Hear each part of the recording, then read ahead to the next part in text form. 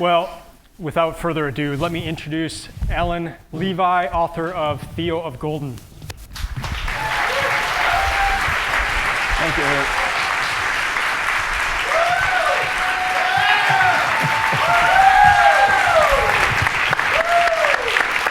Thank you. Thank you. Well, Alan, there is a great story here. There's a great line in a memorial service they have for someone in the book, I won't mention who, and there's a cellist who has written a beautiful piece, but for reasons he's unable to play that, but he is in the audience and he gets to hear somebody play that. And here's the line that you wrote about that. For now, the strange providence of injury allowed him to weep at the beauty of what he had written and to hear his mentor bring the notes to life. What we're hoping here tonight is that you get to experience that in a way of weeping at the beauty of what you had written and to hear his mentor bring the notes to life, just in seeing what your book and what your words have meant to this community in Franklin. So thank you. Thank you. What a privilege to be here. If you would allow me, I'd like to share an observation that was made by David Brooks, who released a book the same month that Theo of Golden was released. He said this: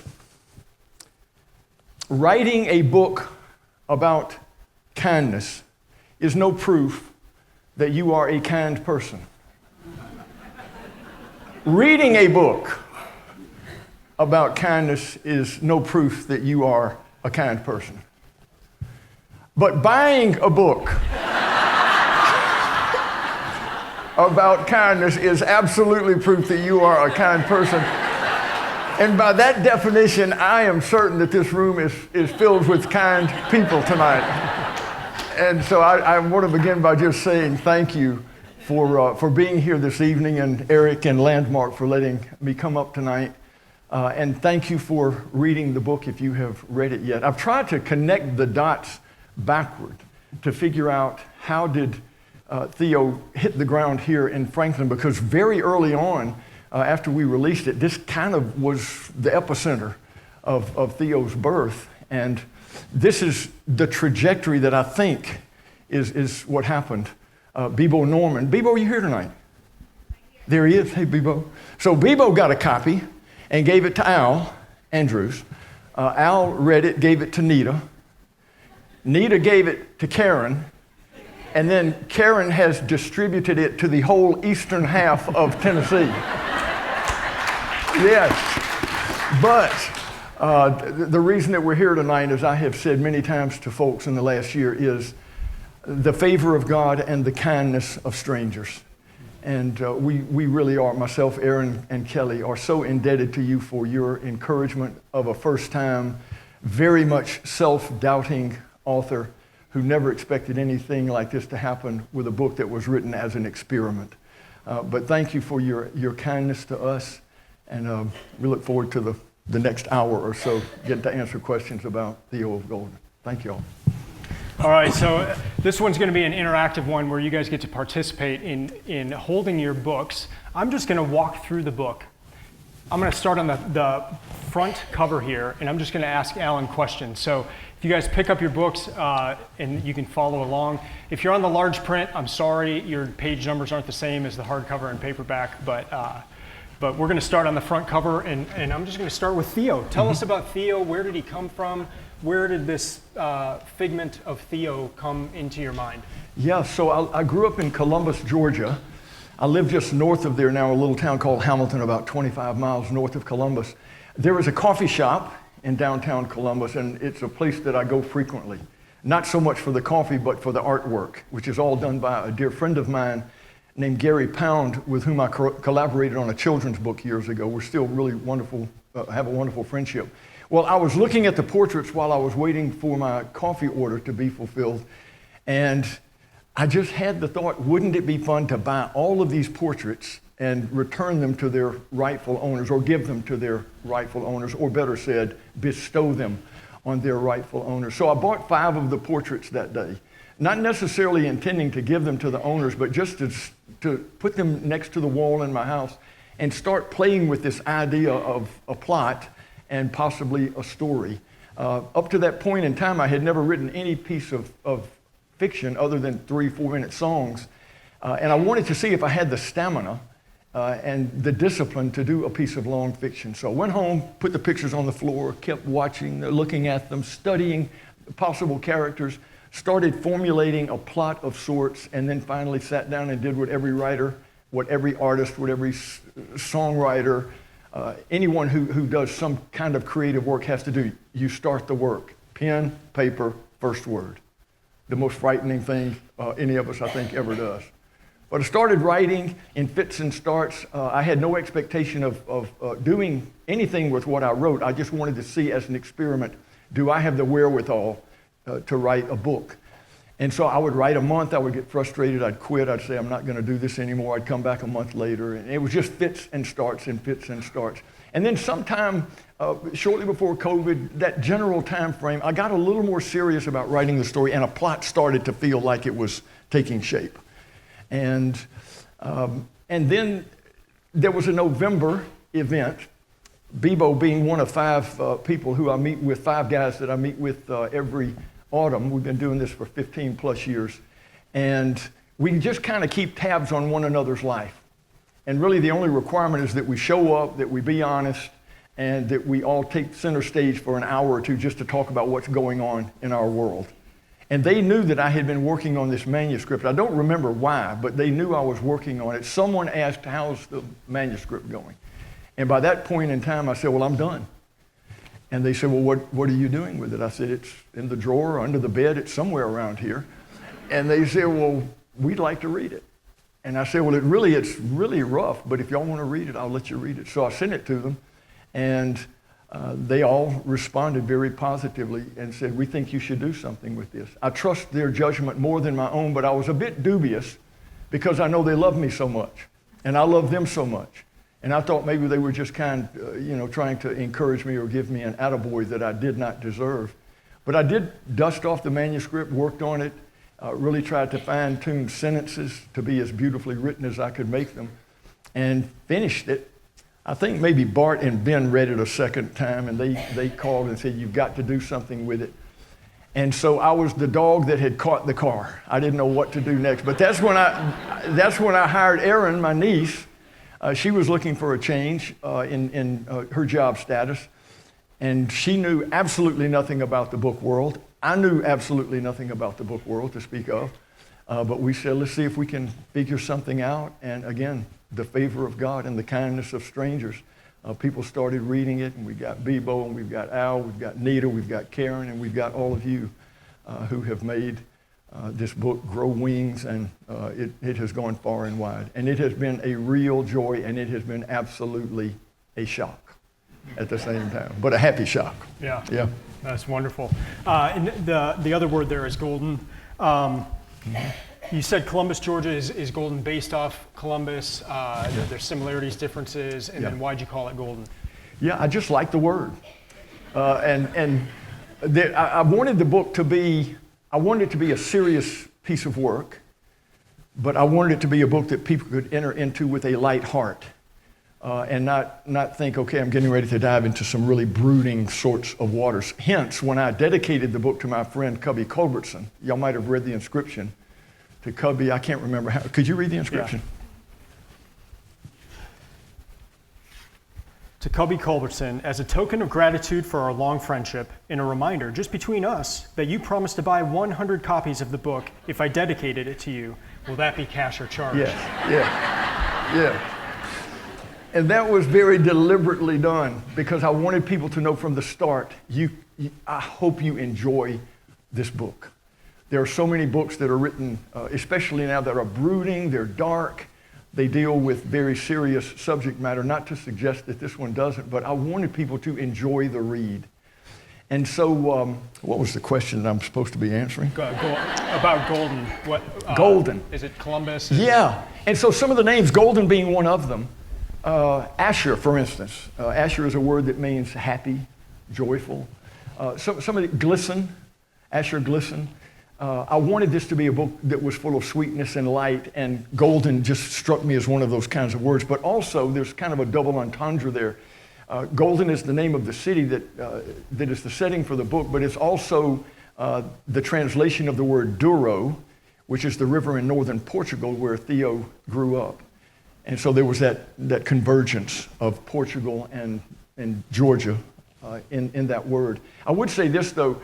It was patterned after a part of my hometown of Columbus, but the promenade, if you were ever to go to Columbus, would be very different than what's described in the book. The one in the book is much wider. The store is much different, has a lot more light coming in through windows.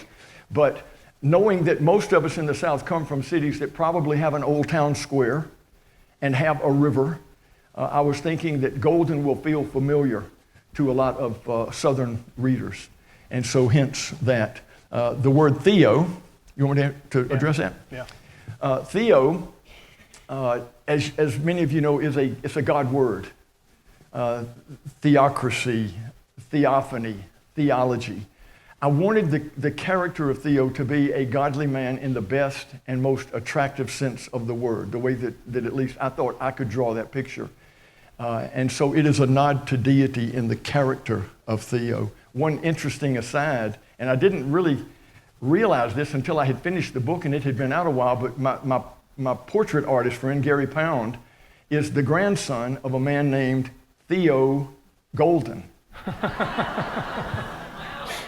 So if y'all see Gary or happen to meet him, please don't tell him that it had nothing to do with his grandfather. But just a nice serendipity. But I loved the name too. I went to Portugal when I was writing the book. I took a nephew with me in the name of research. And of course, we expensed it all, thank you. But I wanted to authenticate Theo as a name, and so I told my nephew David, let's be on the lookout for Theo, Theodore, Theophilus, anything that would, kind of justify our use of that name. And we looked everywhere. We saw nothing that came close, but we were in a museum one day, a museum of antiquities in Lisbon, and there was this enormous wall, maybe not the length of this room, but close to it, and there were probably 10,000 names on it of people who had donated to the restoration of this museum. So I told David, I said, you start in the bottom corner there, and let's meet in the middle, but let's find him. We've got to find him. This is our great chance to do that. And so we met in the middle. And not only had we not found Theo or Theodore or Theophilus, I realized that the digraph TH is not a part of Portuguese. And so I thought, I'm going to have to rename my main character. And I loved his name. And so I was somewhat despondent about that. But a few days later, we were in Porto up in the north, where they have lots of sidewalk cafes. And we were walking. I had flown another nephew over to help us with our research. And we were walking to dinner, and I happened to turn to my right. And if I had turned my head a second sooner or later, I would have missed it. But in a little opening between all of these umbrellas, there was a sign that said, Theo's Bar and Grill. That is as close to an epiphany as I ever expect to have in life. But I found out it was a Greek restaurant. But the owner and his family had been there for generations, so I felt like I had been given a gift, and I didn't have to change the name of the principal character, Theo of Golden.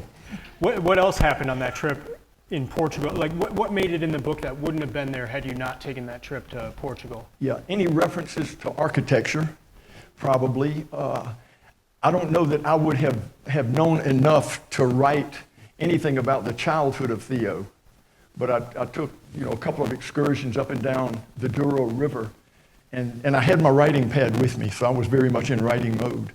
And I just started to imagine this is where he grew up, and I could kind of see him on his bike on the hillsides. I could see the churches, the vineyards certainly. And then I spent an afternoon, a very delightful afternoon, doing research on port. Which meant that I went to all of the port cellars, where at the end of all of the tours, they always give you port to drink. And I had never drank port before, but I bought a couple of books on port. And of course, there's a lengthy section in there when Theo and Tony are talking, and Theo kind of tells him the way that port came into being. Things of that sort. The riverside scene with the artist who stuck his finger in the dirt. I have clear memories of some of those riverside scenes that work their way into the narrative. Yeah, things like that. Yeah. And then just in general, I mean, with port, and then you've got deep knowledge of cellos, both the instrument and music, Right. main songs, main cello pieces, and that kind of thing. Yeah. Are these just all personal interests of Yeah. yours that you just kind of dig down a rabbit hole and, Yeah. and learn everything you can type thing, and then it Yeah. winds up as... Yeah. You know, the beauty of writing fiction is there really are no boundaries. If you're writing something that's nonfiction, especially if it's historical or you know, if it's some discipline that requires factual information, you're kind of bound by those guardrails. With fiction, you can do what you want. And for me, just this one book and the one that I'm working on now has been an excuse to study things that I've always wanted to study. I spent days listening to cello music, which I love to do, and studied the bow, the Pernambuco wood that they use to make the bows and whatnot. So anything where it seems like I did research to get to the bottom of a subject is exactly what I did. I did research and indulged some fancy that I had to learn about it. Huh. That's great. And let's jump to that page. Isn't Erik a great question asker? Isn't he great? Let's go to Yes. the page with Cubby Culbertson, the dedication. Did he buy 100 copies? He did better than that. So Cubby is an entrepreneur. And again, Aaron and I know nothing about marketing. I think for a lot of people who do creative work, self-promotion is really difficult. And it's always been my least favorite part of the work that I did, even as a musician, and I was really terrible at it. But Cubby, he understands the marketing world. So he said, Alan and Aaron, here's what I want you to do. And some of y'all might take this as something you can put into practice if you're a self-published author of some stripe. He said, send me one book. I will buy 100.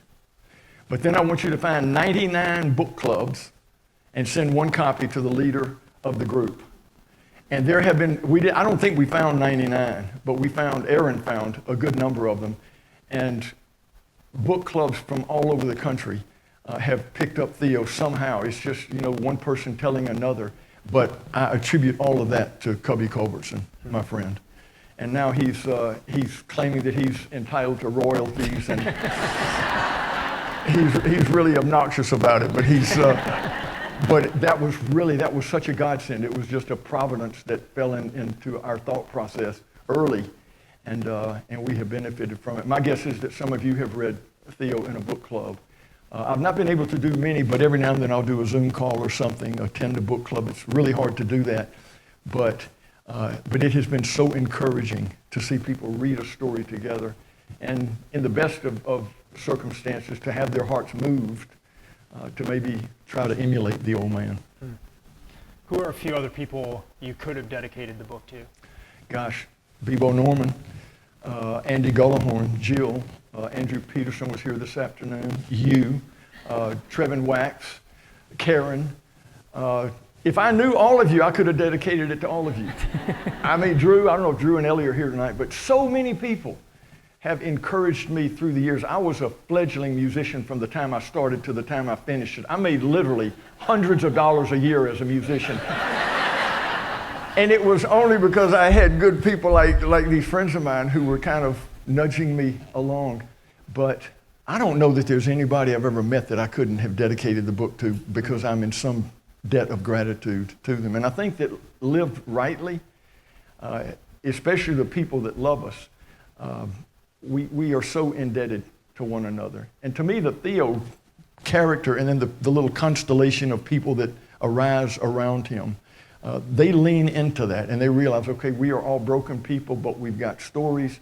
There is this common denominator, this old man, and why not live life with little, nameless, unremembered acts of kindness and love rather than words of spite and division and animosity and acrimony.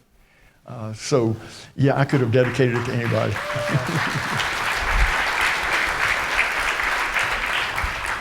All right, I'm going to take us to the copyright page now. We always skip over this page, right? Has anyone ever read a copyright page? There's some really good stuff on this one, There is. This is a work of fiction. Names, characters, places, and incidents either are the product of the author's imagination or are used fictitiously, and any resemblance to actual persons, living or dead, businesses, companies, events, or locales is entirely coincidental. Is that true? For the most part. Any exceptions? You know, I think it would be fair to say that every character is somehow the composite of people I've met in my life, right? I mean, we don't create people out of thin air.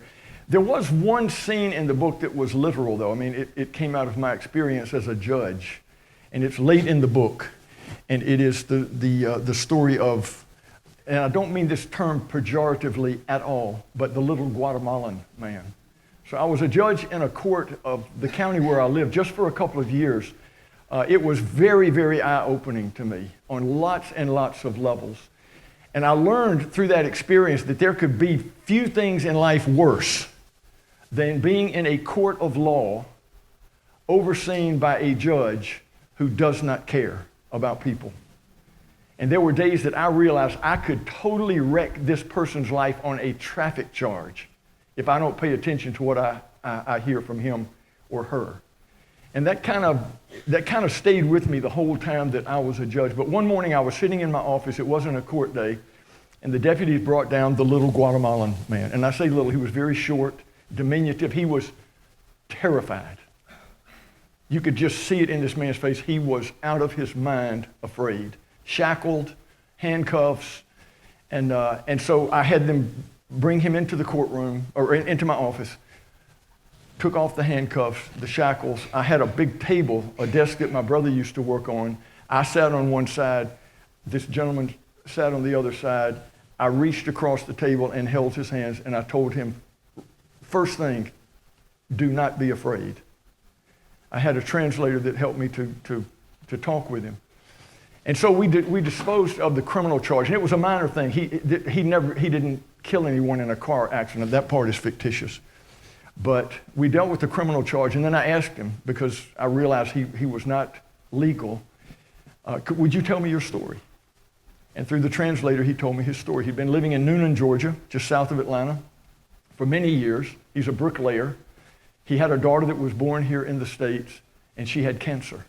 He was picked up and he was deported. And he told me, he said, Your Honor, I could not stay away from my daughter. And I understood that. And so he's that character. And up until the 11th hour and the 59th minute, his name was in the book, the real name. The reason that I can remember it is that I wrote it in my prayer book that day after court, and I still pray for that man. But I changed his name just to make sure nothing untoward would happen. But that part was genuine. The rest of it is pretty much all made up. Yeah. You know, on some level. Yeah. Yeah. Somebody at the first event, they said, you need to ask him this question. You're a lifelong bachelor, you have not had kids. Right. And they said, how are you able to write about the pain a parent feels so well? Yeah. Look, I mean, we all hurt. And it may come in different flavors, but I've had close friends who have lost itty-bitties in the most tragic of circumstances. I've seen moms and dads agonize over their grown-up children who wander astray and do all sorts of self-destructive things. We all see it. And again, I don't want to sound like there's anything self-congratulatory about this, but I do pay attention. And when people hurt, if people hurt, if we're looking at them rightly, we should hurt with them. And if they're joyful, the scripture tells us, when one part of the body suffers, the whole body suffers. When one part rejoices, the same. And so I think just paying attention to people and being around people who have hurt. I do a lot of work over the years with people who are in bad situations. I work on a regular basis now with kids in foster care. I lived in Afghanistan for a summer a few years ago. I took a trip to Pakistan where I'm involved in some things where poverty is severe and where pain is just right there in plain view all the time. But then too, I've got nieces and nephews. I don't have children, so I don't know what it's like to be a parent. But I know what it's like to love little kids. Every Thursday for about the last 20 years, I go to an elementary school, and I read to grade school kids. I adopt 2 classes a year. And so I'm around little children because I love them, and I think I wish I had some, honestly. But just, loving kids, I mean, how can we not hurt when something involving a kid like Lamisha, how can we not be touched by that? That's the best I can do. Yeah. Wow. All right, back to the copyright page. All right. Back cover image by Gary Pound. You've told us about him a little bit, but he's the artist that did all the portraits in the coffee shop in Columbus. Right. In collaboration, so Theo was accused of being in the mafia. Is there some connection here? In collaboration with M.O.B, Consortium, and TTK. Yeah, What's that all about? The M.O.B Consortium. So M.O.B. Years ago, I wrote a song. I had been to the south of France where I did some work with some Vietnamese refugees in Marseille. And I met a young man, and he could not speak English very well at all, but he knew this phrase, my own brother.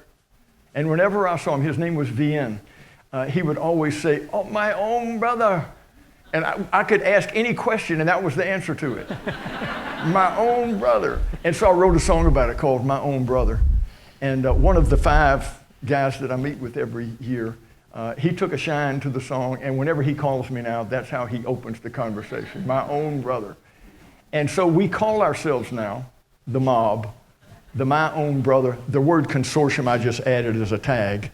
But Bebo, he's a member of the M.O.B, yes. But that was just a small tribute to them. I should have done more. And honestly, when I called Cubby Culbertson about dedicating the book to him, the reason I didn't dedicate it to them was because I honestly did not, and I really mean this, I honestly did not know if they would want their name associated with it. But Cubby, being a businessman, has no shame. And so I asked Cubby if it'd be okay. But if I had been in a better frame of mind, or if I had foreseen on any level where the book was going to go, I would have dedicated it to the M.O.B, the 5 brothers of mine. Yeah, that's what that is. And the TTK. TTK, whenever we go out to eat, and even when we're sitting around the table at the house, a lot of times we will either begin the meal or end the meal by raising our glasses and saying, to the King, TTK. And even now, sometimes when I sign books to friends of mine, I will put TTK or to the King on it. It's just a nice affirmation that we are all subjects of a great and wonderful Lord of heaven and earth. Bebo, to the King.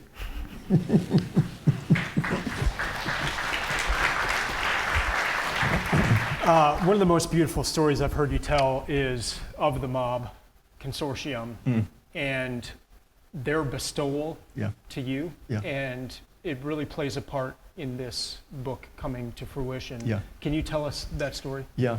So my friends had already rendered the verdict, you should do something with this, but I was still a bit doubtful and uncertain how to proceed, and I thought it would be real easy just to drop the ball and do nothing with it.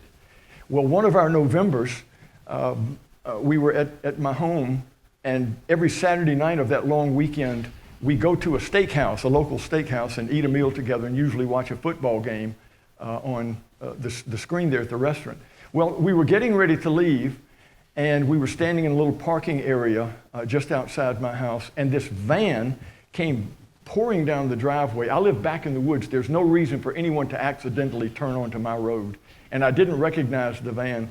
So I told him, I said, I'm going to go find out who that is.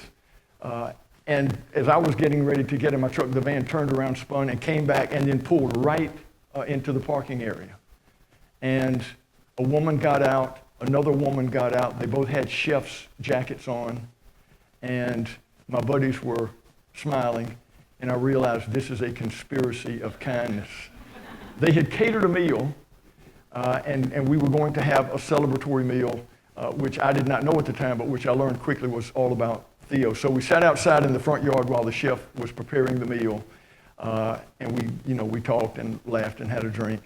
And then we went inside, and someone had set the table. Each place had a name of a character. We had glasses for port. There was a beautiful bottle of port in the middle of the table. And they asked me to please sit at the Theo seat, which I obviously did not deserve, but I sat at the Theo seat. And so we enjoyed the meal, and they individually went around the table just to affirm what I had completed and to encourage what might come of it. And then at the end of the meal, they brought out a sizable wrapped item, and I opened it, and it was a portrait that had been done by my friend Gary Pound of me with my guitar, and I melted and wept like a baby. But can I just say this? I hope all of you have friends like that in your life. They know me really well, because in those 1 hour or half-day things when we each tell our stories, we learn a lot of dirt about each other.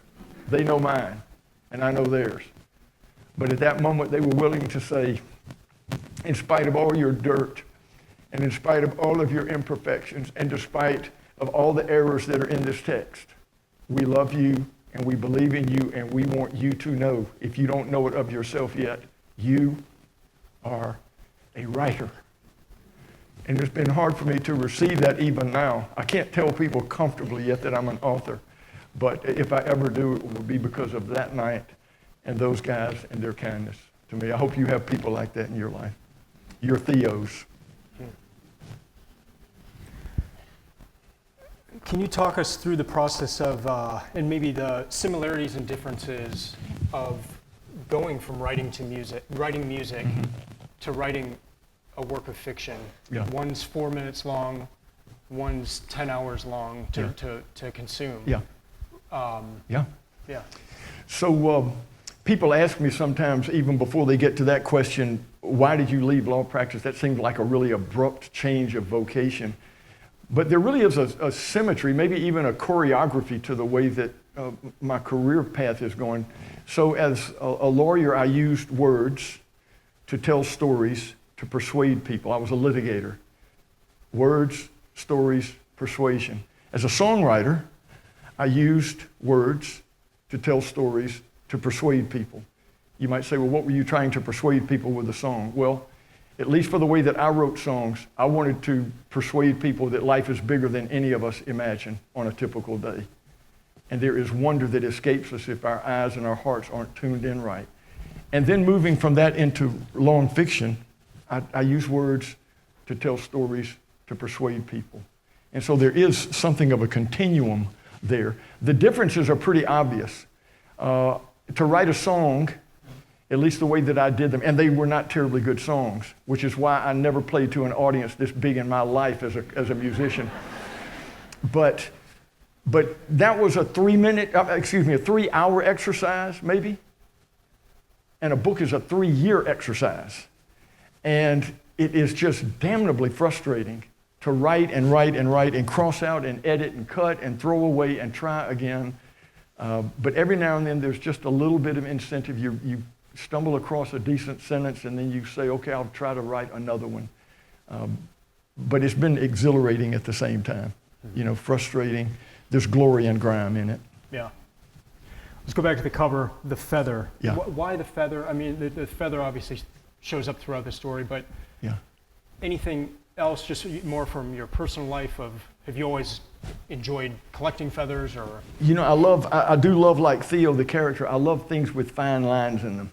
As a little boy, this is how nerdy I was. I loved to collect stamps and look at them under the loop because I love fine lines. I like calligraphy and things that have a lot of flair to them. The reason for the feather, I do love feathers and I love birds. I watch birds incessantly at home. I've got a writing cabinet that I built in the woods just so I could write without distraction down in the forest. And it is impossibly distracting because I've got this big plate glass window that looks out over a pond and birds are everywhere. And so it's really hard to write there. But I love birds. I've written lots of songs about birds. I've got a book idea in mind that centers on birds. But the feather was, again, it was a last-minute thing. I tried to get my artist friend Gary to draw me a bench with a figure of an old man that would be very nebulous, but it would be recognizable as the figure of an old man sitting on a bench. And Gary tried, and we just never could communicate. And we just couldn't communicate. And so it was the day that Aaron and I had to send something off, and I had sketched a feather. And so I said, just put this on the cover.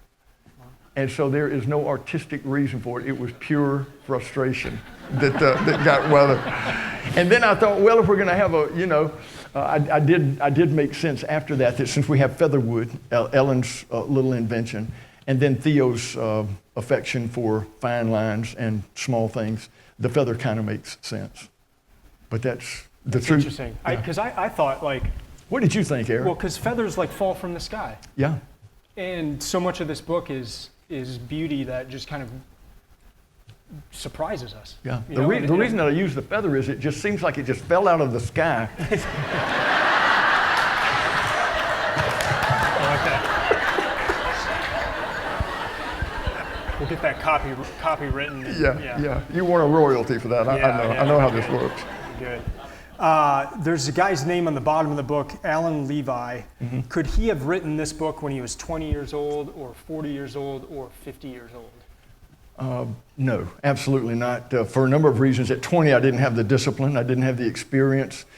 Like most 20-year-olds, I was way too wrapped up in myself and what I wanted to do to ever look outside my own skin. When I was in my, late 50s, my brother Gary got sick. He was my hero, my mentor, my best friend in life, my neighbor. We were going to grow old together and, live large. He died of a brain cancer.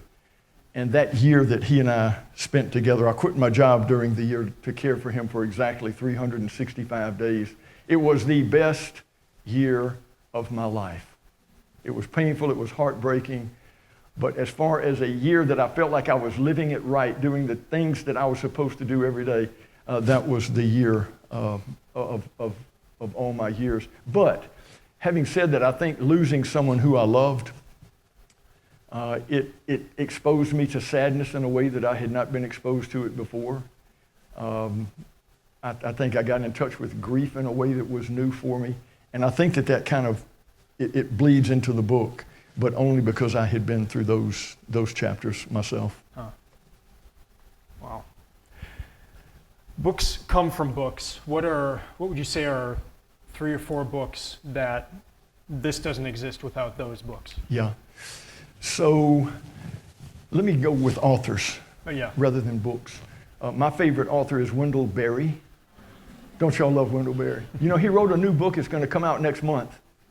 He's in his early 90s now, but Wendell Berry, who I think makes no apologies for writing slow plot lines, beautifully constructed sentences, his own view of community and life shared together is one that I think is maybe somewhat embedded in this same story that I tried to write.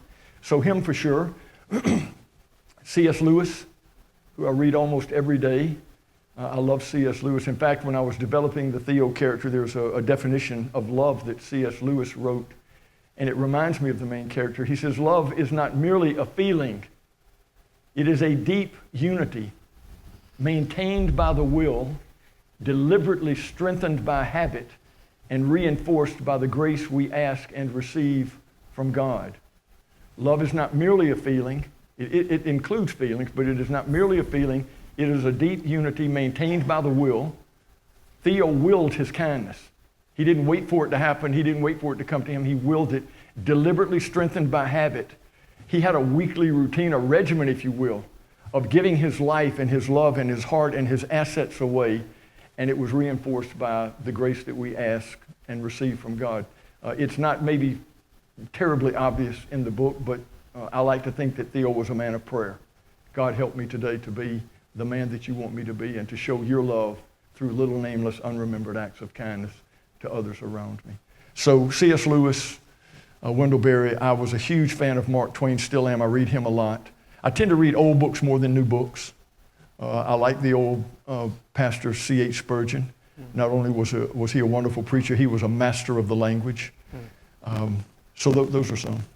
And you studied for 2 years in Edinburgh. You studied Scottish literature. Yeah. Was that driven by George MacDonald first, or did you kind of have a broader interest in Scottish literature? Yes, so in the early 90s when I left law practice to go to Edinburgh, I really was just coming up for air. I was real tired of law practice, and because I didn't have a family, didn't have any debt or anything, it was pretty easy for me just to pick up and relocate. So I went there, and in order to stay in Scotland, I had to have a legal reason to stay for more than a certain period of time. So I said, well, I'll enroll in the university and get a degree.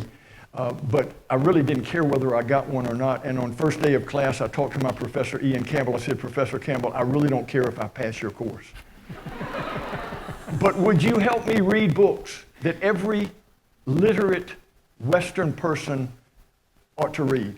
And he was over the moon that there was a student who wanted to learn. So I read lots and lots outside of the classwork, but then I also read what was required for the degree in Scottish fiction. I was very familiar with George MacDonald before that, had read most of what he had written in the Americanized form.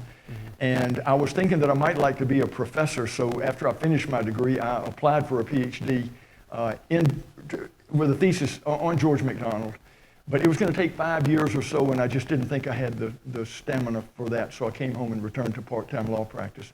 But the years in Scotland, the George MacDonald influence, and then just the land itself was really informative to me. Yeah. What are some books that you've given to people the most? The one, honestly, that I give the most is a little prayer book, same one that I use that I wrote that man's name in. It's called A Diary of Private Prayer by John Bailey. He was a Scottish pastor. The book was printed in 1950. There's another one that I give. It's a very dishonest and intellectually fraudulent way to read C.S. Lewis, but it's called The Quotable Lewis, edited by Martindale and Root, right? You know it? And so it's alphabetized, and what you do is they have extracted the real chunks of gold that C.S. Lewis wrote and that are very accessible to us. And so you don't have to work through all of Lewis's writings that are too dense to understand. And that, for me, is a lot of what C.S. Lewis wrote. But like in a single morning, you could read some passages on aging, agnosticism, anxiety, Jane Austen. And it's very much like a conversation around the lunch table. And because I love C.S. Lewis so much and have benefited myself from that book, I read scripture first, and then I read C.S. Lewis in The Quotable Lewis. I've been through it many times. So I give that one away a lot. Anything by Wendell Berry, I kind of pick the book that I think is best suited to who I'm delivering it to, but Wendell Berry I love to give away. Those would be some, yeah. Yeah. You said you're an avid reader. Yeah. Do you start seeing similar ideas and themes in what you read? Yeah. In the same, I think we're all familiar with the phrase echo chamber. I'm afraid that my writing kind of has that quality to it. I try to find people, I gravitate to writers who share a view of life that seems to me right. And again, Wendell Berry I would hold as an example of that. But I read a wide spectrum of things. I'm a very poor reader. I'm an avid reader, but I'm a poor reader in the sense that I don't remember much of what I read. I mean, I'm reading 5 or 6 books now, and I might could remember 3 or 4 of them. But it's wide range. I can tell you these. Okay, so one I'm reading is a novel by Paul Auster called Baumgartner. Really interesting book about a man who's lost his wife trying to make sense of life. I don't know where the author or the protagonist are on the spiritual spectrum. I'm reading another book by a guy named Tom Kelly, who is he's kind of the Mark Twain of turkey hunters. and the guy is magnificent. His writing is unbelievably good. And he happened also to be my dad's college roommate. Wow. And so there's 6 volumes that I'm reading by Mr. Kelly. I read today 2 chapters in The Horse and His Boy, the 3rd of the Chronicles of Narnia. I'm reading through those again. And there are some others that I'm reading. Some of it I will remember, some I won't, but I've just got this suspicion that if we read a lot, if we're reading really good books, then whether we remember much of it or not, I just have to believe that the words somehow get into the well. And then when it comes time to pull up the words so that you can write a sentence, the words are there in some way that maybe could never be fully explained. For most of my adult life, I've not had a television, but I do read a lot. I read an awful lot, and I love it. And I love to encourage my nieces and nephews and friends of mine to read, just because I think there's a richness with engaging imaginatively with a text that cannot be acquired from looking at moving images on a screen. Not to say there's anything wrong with that, But I just think if we cultivate the imagination, then we take that perspective into our day-to-day lives, and we start seeing there is a subtext to everything around us. And we just have to find it and then live and celebrate it. There's a phrase that I like a lot by Eugene Peterson, where he encourages people to go through life with what he calls adorational attentiveness. Y'all got that? Adorational attentiveness. I've heard some commentators in the last couple of years say that the new commodity, the most treasured commodity in the world economy now, is attention, right? The screens want our attention. The big companies want our attention in a way they've never wanted it before, and maybe in a milieu that requires them to just do more and more extreme things to get our attention. I think Eugene Peterson would say, develop a sense of adorational attentiveness with the things that just naturally surround us, and that will protect us from a lot of the other things that try to pull us away from it. But to live attentively is something that I think something that I could stand to be a lot better at myself. Well, I think your memory it shows up in here. Thank you. You know, if you say you forget a lot of what you read, Yeah. But it does indwell you at some level, and I think your proof is this book. So, Thanks. If there's a thesis for this book, I would say it's on page 217, and it's this. Theo continued, I would guess you've read Mr. Wordsworth, perhaps in a literature class at some point in your studies. He once wrote that the best portion of a good person's life is the little, nameless, unremembered acts of kindness and love. Tintern Abbey, yes, little, nameless, unremembered. I think it has never been our nature to think that way, especially now we like big and viral and all that, but I think Mr. Wordsworth was right. I love that paragraph, and it's such a great way or manner of thinking of how to live as well. Right. Obviously, it came from Mr. Wordsworth here, but what are some deeper things of where that came from? Yeah. You know, that came at a point in the story when the journalist wanted to do the story about Theo. And of course, we know by the time we get to the end of the book that he wanted to remain as anonymous as possible. But even more deeply than that, it wasn't just for the sake of privacy that he wanted to live that way.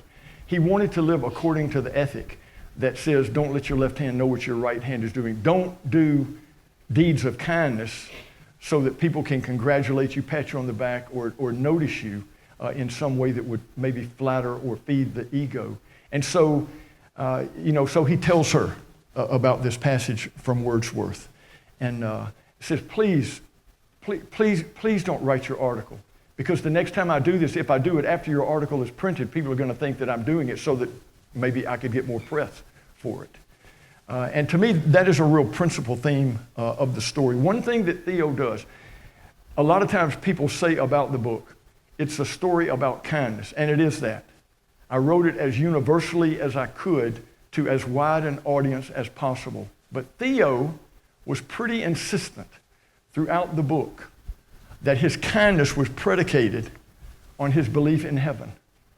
And so the motive that Theo had was not so that we would see what he did, but so that he would see what Theo did.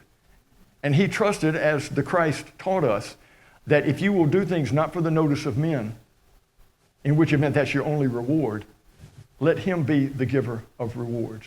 And so Theo lived this life that was quiet, it was obscure, at least when he was in Golden. And he filled his life with these little things. And the beauty of it is that all of us can do little, nameless, unremembered acts of kindness and love. I would maybe throw this challenge out to you in the week ahead. Think of something you can do for somebody, and don't tell anybody, and just keep it quiet.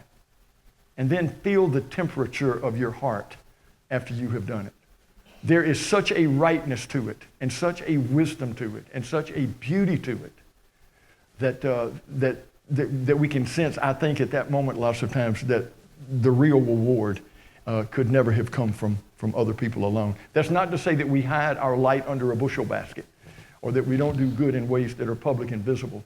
But maybe the bulk of the goodness that we do, Theo would say, should be little, nameless, unremembered, unnoticed, unregistered by anybody else. I love that. Yeah. I like, too, the part in the book where Miss Gidley says, hey, why don't you just buy all the portraits and get it over with? You know, this is so inefficient. You know, and I'm having to do all the work. And Theo, of course, pushed back. He said, no, me being on the bench, that's the magic. That's the beauty of it. During COVID, I think one thing that we learned is, I'll speak for myself, one thing that I learned or had really deeply affirmed in my life is I cannot live life virtually. And to do the work of the kingdom, the work of the king, or just to be doing the work of good people, we have to be close enough at some point to the people we're trying to love for that really to work. That's not to say that virtual technology, that doesn't have a place. But again, this is me speaking of myself. I think that God would say to me, Alan, if you really are going to love Erik, if you really are going to love your friend Andy or Jill or Ellie, you've got to be close enough at some point to touch them and hear their story. And Theo was all about living out incarnationally, one at a time, that belief that he had deep down in his soul. And I think that especially now, you know, with AI and those kinds of things, pretending that they can take over our humanity, maybe there's just a wariness that we ought to have about it.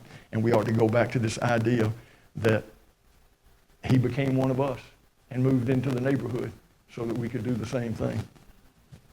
All right, last question. Take this how you want. Okay. What do you think heaven is like?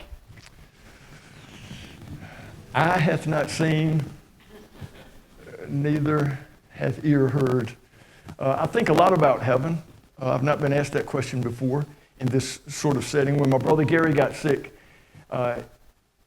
his hearing was sensitive, so we couldn't go to church very much because churches are so loud.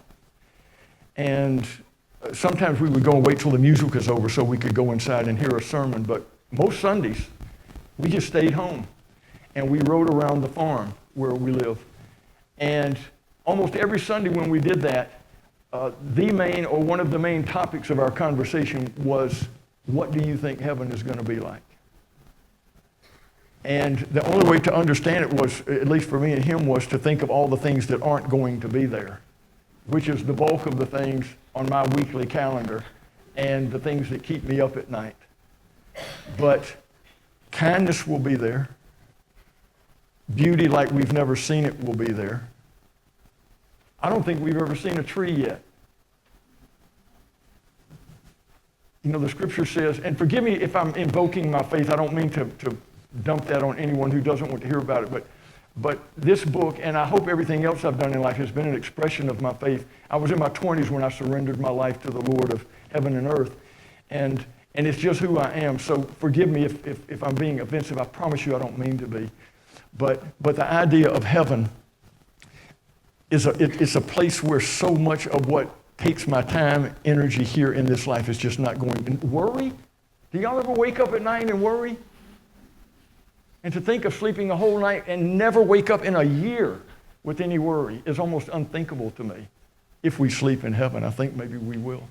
But the same things that we can bring to life here in Franklin or wherever we happen to be from, thy kingdom come on earth as it is in heaven. Whatever we aspire to do that is loving, good, true, beautiful in this life, it's just going to be that in perfection up there. So to me, it's worthwhile for me to imagine it because I find the world, especially as I get older, a really hard place. And it's hard to walk through it cheerfully. But in the scripture, there's a passage where Paul, he talks about heaven and he says, encourage one another with these things. So it's not a bad idea every now and then to maybe ask ourselves the question, what do you think it's going to be like? What do you think won't be there that bothers you now? What do you wish you could take out of your life now that's not going to follow you up to that place that Jesus is preparing for us? But beyond that, my mind cannot begin to imagine what it's like. But I would say this. maybe, just maybe, it will be like a room full of people who have read a story and their hearts have been engaged. And they love the story. And because of the story, they love the people around them. Because the people around them are like the people in the story. And they gather to hear and to celebrate that story and to laugh together and to entertain thought and to offer their hearts up to something bigger than themselves. And then at the end of the night, the guy who is up front says, "Thank you so much for being here. Good night."